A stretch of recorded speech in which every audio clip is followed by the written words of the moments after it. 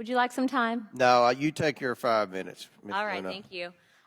Ms. Carnahan, thank you very much for being here. And to address the government shutdown, you know, I always find it interesting being lectured on these things when in the last, 20 years, Congress has been broken in the fact that we've been passing nothing but omnibuses and CRs that don't really address the issue and allow us to really do our jobs. So just out of curiosity, how do you justify spending $1 billion on furnishing office spaces that are not being used? The reason that I ask is because we are seeing right now that this country, future generations, me being a new mother and having a child, we're being tapped to really answer for this reckless spending. And frankly, I think that when you have a facility that's not being used in the way that it should be, why should we continue to give you guys funding for that?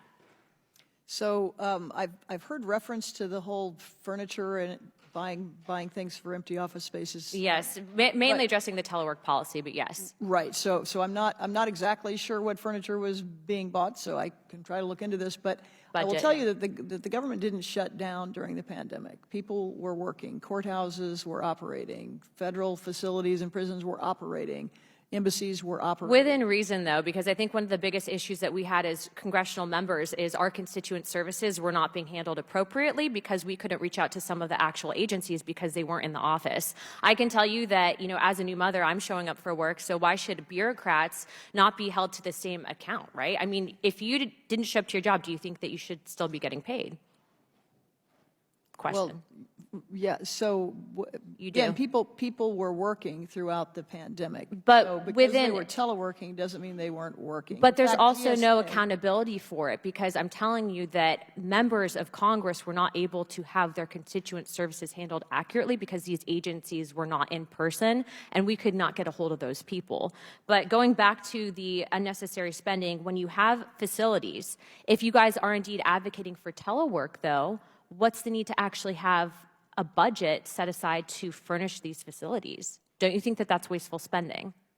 So I think we can agree that we want government to work better and save money.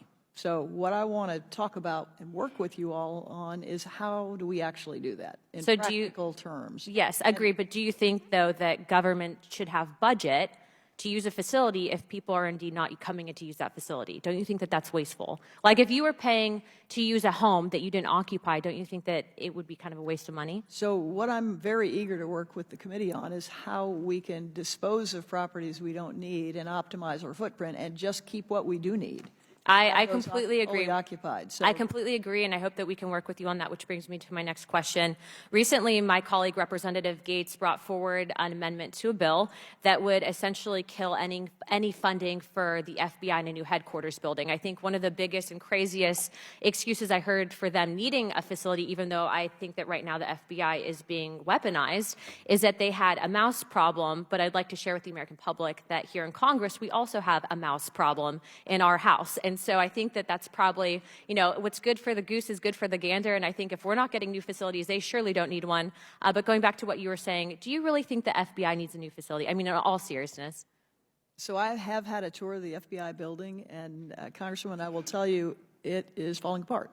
Do you think that there are nets that prevent people from being hit by concrete on the sidewalk outside? There are staff inside the FBI building that are at risk because the building is crumbling. So I do think the FBI needs a new headquarters. But do you think that it needs to necessarily be in Washington? I mean, maybe we could just do Americans a favor and downsize the FBI altogether, and then we don't have to worry about that. Or maybe telework. I mean, it seems that the rest of the federal government wants to just phone in. The FBI, you know, taps phones, though, so it's a little bit different. Well, I guess I would just say that Congress directed us at GSA to pick between 3 sites, 2 sites in Maryland and 1 site in Virginia. We are just doing what we were told to do by Congress in making that site selection. Well, thank you very much, ma'am. I do appreciate that you did say you wanted to work with us on, you know, coming down on some of that wasteful spending. Hopefully we can fix the furniture issue, maybe even get people back to work. But Chairman, I yield the rest of my time.